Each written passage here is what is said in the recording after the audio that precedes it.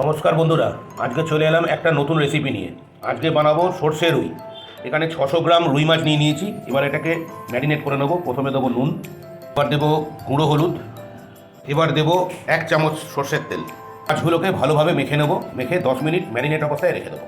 কড়া গরম করে কড়াতে সর্ষের তেল গরম করে নিয়েছি। এবার মাছগুলোকে একে একে ভেজে নেবো। মাছগুলোর উভয় পিঠই ভালোভাবে ভাজা হয়ে গেছে। এবার একে একে মাছগুলো একটা পাত্রে তুলে নেবো।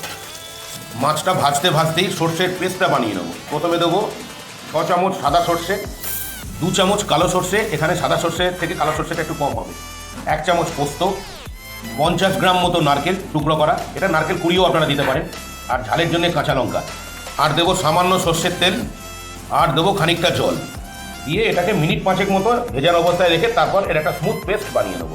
সর্ষের পেস্টটা সম্পূর্ণ তৈরি হয়ে গেছে। এতে আরেকটু জল মিশিয়ে দিয়েছি। এবার একটা স্টেনার বা বড় ছাকনার মধ্যে এটাকে ঢেলে ভালোভাবে ছেঁকে নেবো। সুন্দরভাবে ছেঁকে নেওয়া হচ্ছে।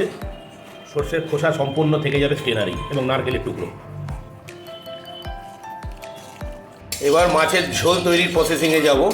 মাছ ভাজার তেলেই ফোড়ন দিয়ে দেবো 1/2 চামচ কালো জিরে। এবার দিয়ে দেবো 1 চামচ আদা রসুন পেস্ট। এতে একটু জল মেশানো আছে, না হলে এটা জ্বলে যেতে পারে। আদা রসুন পেস্টটাকে মিনিট 2-3 মতো ভালোভাবে কষিয়ে নিয়েছি। এর কাঁচা গন্ধটা চলে গেছে। এবার ব্যবহার হবে 1/2 চামচ গুঁড়ো হলুদ। ভালোভাবে মিশিয়ে নেবো। এই একটাই গুঁড়ো মশলা ব্যবহার হবে। মেশাতে মেশাতে এর মধ্যে দিয়ে দেবো একটা বড় সাইজের টমেটো পেস্ট। ভালোভাবে কষিয়ে নেবো। টমেটোর পেস্টটা কষাতে কষাতেই এই স্টেজে স্বাদ মতো নুনটা দিয়ে দেবো। টমেটোর পেস্টটা মিনিট 5-6 মতো ভালোভাবে কষিয়ে নিয়েছি। এর কাঁচা গন্ধটাও চলে গেছে, ওর তেলটাও ছেড়ে দিয়েছে, এবার দেখুন দানা দানা হয়ে গেছে। ঠিক এই স্টেজে যে পেস্টটা সর্ষের বানিয়েছিলাম সেই পেস্টটা ঢেলে দেবো এবং ফ্লেমটাকে মিডিয়াম করে দেবো। এতক্ষণ কিন্তু পুরো রান্নাটা লো ফ্লেমে হচ্ছিল। দিয়ে ভালোভাবে কষিয়ে নিয়ে ভালোভাবে নাড়াচাড়া করে নিয়ে একে 7-8 মিনিট মতো এই অবস্থায় রেখে দেবো।